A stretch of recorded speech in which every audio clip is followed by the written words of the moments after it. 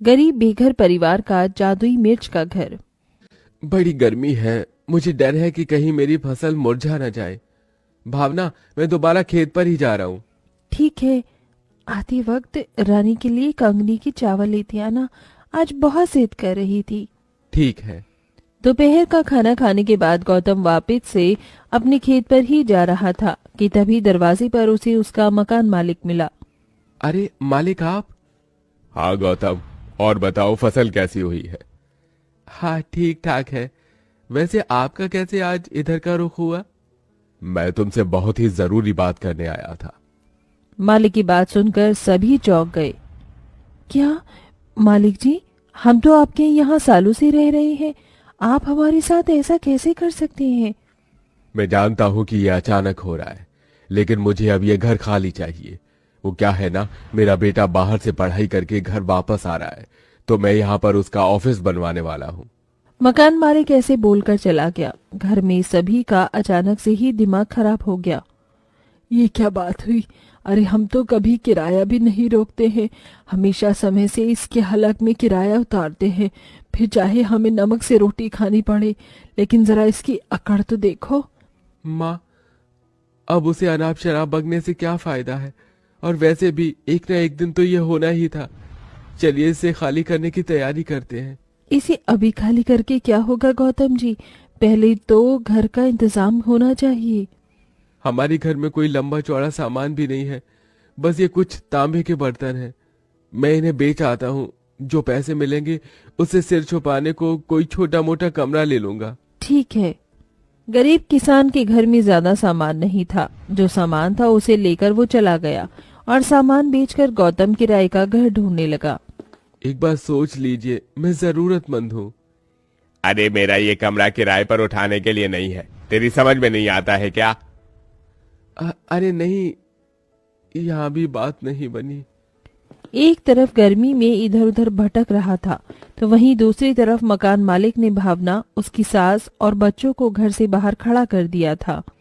कितना बेदर्दी इंसान है, ये तो एक मिनट में ही पराया हो गया है।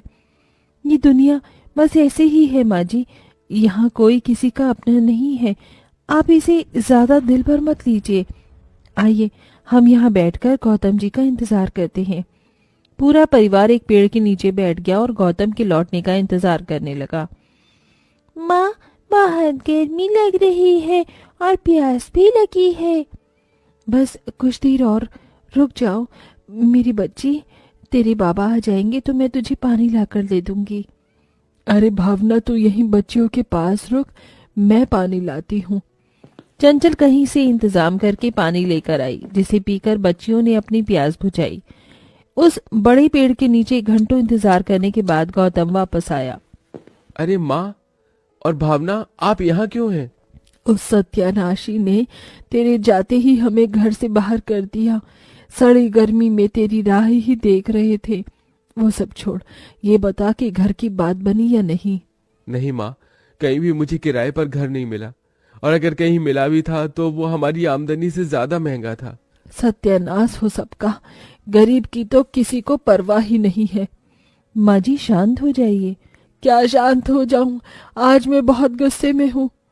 चंचल बहुत ज्यादा गुस्से में थी और दोनों पति पत्नी बहुत टेंशन में। हम तो किसी तरह रह लेंगे, लेकिन हमारे बच्चों का क्या? मेरा तो बहुत दिमाग खराब हो रहा है। अभी के लिए आओ और हम अपने खेत में चलते हैं, वहां जाकर सोचेंगे कि क्या करना है। ठीक है। पूरा परिवार खेत पर ही चला गया, जहाँ सर छिपाने के लिए गौतम ने तिरपाल खरीद कर एक तंबू बना दिया। थोड़े से पैसे थे, चलो कम से कम ये तिरपाल तो आ गई। पापा, पापा भूत। कहाँ है भूत? भूत नहीं, भूख। आप तो इसका तुतलाना जानते हैं। मेरी बच्ची को भूख लगी है।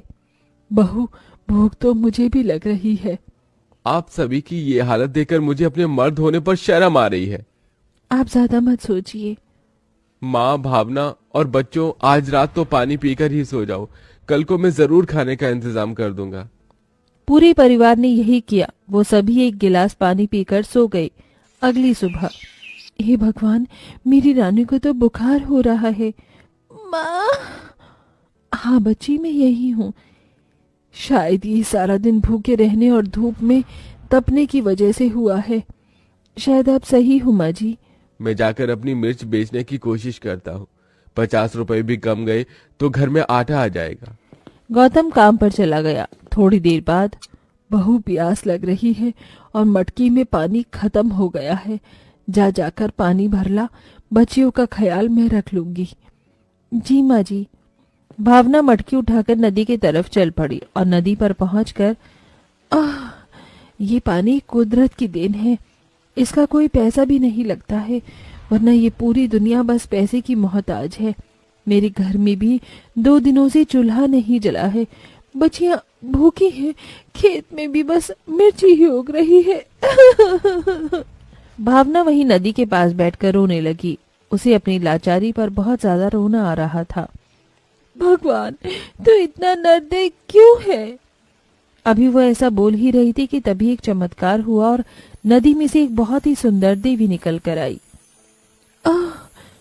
घबराओ नहीं, मैं जल देवी हूँ। मैंने तुम्हारी सारी बातें सुनी है भावना। तुम साफ दिल इंसान हो और मैं तुम्हारी मदद करने यहाँ पर आई हूँ। मेरी मुसीबत में पड़े लोगों की मदद करना मुझे अच्छा लगता है। ये लो, मैं तुम्हें वरदान देती हूँ। तुम मेरी नदी से पानी ले जाकर अपने खेत में डाल देना और कल सुबह तक जादू देखना। ऐसे बोलकर देवी गायब हो जाती है। भावना ने बिल्कुल वैसा ही किया जैसे कि उस देवी ने बताया था। शाम को गौतम भी 100 रुपए की मिर्ची बेच आया, जिससे कि भावना ने सभी के लिए रूखी रोटियां बना दी। खा लीजिए, उम्मीद है कल की सुबह अच्छा दिन लेकर आएगी। सभी रूखा सूखा खाकर ही सो गए। अगली सुबह जब रवि की आंख खुली तो वो सभी हैरान रह गए। क्या ये मेरा ही खेत है? अरे वाह, ये लाल लाल मिर्ची कितनी चमक रही है। लगता है देवी का दिया जादुई वरदान असर कर रहा है। जादुई वरदान? भावना ने सभी को कल की घटना बताई। अरे वाह, लगता है कि अब हमारे दिन बदल जाएंगे। माँ, बस खेत में मिर्ची आई है। अभी तो सबसे बड़ी घर की दिक्कत हमारे सामने खड़ी हुई है। हाँ, घर का इंतजाम होना जरूरी है। अभी तो ठीक है, लेकिन बरसातें लगते ही हमारा कोई ठिकाना नहीं रहेगा। भावना ने ऐसा बोला ही था कि तभी एक जादू हुआ। अचानक ही खेत की मिर्ची हिलने लगी और टूटने लगी, और ऐसा होते होते ही मिर्ची से ही एक महल जैसा घर बनकर तैयार हो गया। ये क्या हो रहा है? घबराओ नहीं, ये मिर्ची घर खास तुम्हारा ही है। अंदर आओ। घर के बोलने पर सभी घबराते हुए घर के अंदर गए और अंदर जाकर उन्होंने देखा। उसे देखकर सभी की आंखें फटी रह गईं। ये तो मिर्ची का बना महल है। सही कहा। अरे काजल बेटा, यहाँ आओ, तुम्हें मिर्ची लग जाएगी। नहीं, मैं जादुई मिर्ची हूँ। इस मिर्ची से मिर्ची नहीं लगेगी। क्या सच? अरे भावना, देखो इस कमरे में कितना बड़ा मिर्ची का बेड है। और बहू देख, सारा फर्नीचर भी मिर्ची से ही बना है। हाँ, ये तो कमाल है। सभी ने अपना पूरा का पूरा घर देखा। वहाँ खिड़की, दीवारें, सामान, फर्नीचर और फर्श से लेकर सभी कुछ लाल मिर्ची का ही बना था। वहाँ जलदेवी की जय हो। हमें कितना अच्छा ठिकाना मिला है। सही कहा। इस खुशी में आज तो मेरा मन कुछ अच्छा खाने को हो रहा है। हमें अभी बस घर ही तो मिला है। अच्छा खाना खाने के लिए तो पैसे होने चाहिए। अच्छा खाना? बैठिए, मैं आपको देता हूँ। जब जादुई मिर्ची घर है, साथ तो डरने की नहीं है बात। सभी डाइनिंग टेबल पर बैठ गए, जहाँ मिर्ची घर ने उन्हें अच्छा अच्छा खाना खिलाया। आज तो मजा ही आ गया। सच में सारी चिड़चिड़ाहट भी शांत हो गई। हमें अपने प्यारे मिर्ची घर का शुक्रिया अदा करना चाहिए। माँ, मुझे तो अभी और खाना है। बोलो बच्ची, क्या खाओगी? रबड़ी। अभी लो। मिर्ची घर ने अपने जादू से ही रानी को रबड़ी भी खिलाई। सभी आज के दिन बहुत ज्यादा खुश थे। भावना का पूरा परिवार अब मिर्ची घर में ही रहता था। उस घर में सारी सुविधाएं थी। गर्मी के मौसम में उसके अंदर फ्रिज और एसी भी था, जिसका इस्तेमाल भावना करती थी।